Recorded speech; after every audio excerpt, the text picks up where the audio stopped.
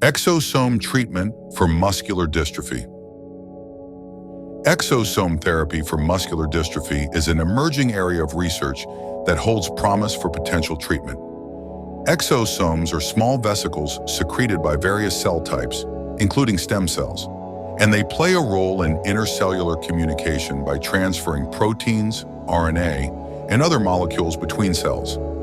Exosomes contain various bioactive molecules, including proteins, RNA, and lipids, which can promote tissue regeneration and repair.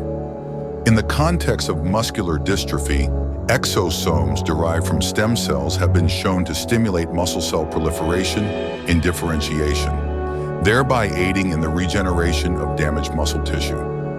Exosomes are isolated from stem cells, characterized and formulated. After quality control, they are administered via injection into affected muscles or intravenously. Patients undergo monitoring for efficacy and safety. Long-term management includes regular follow-up and multidisciplinary care.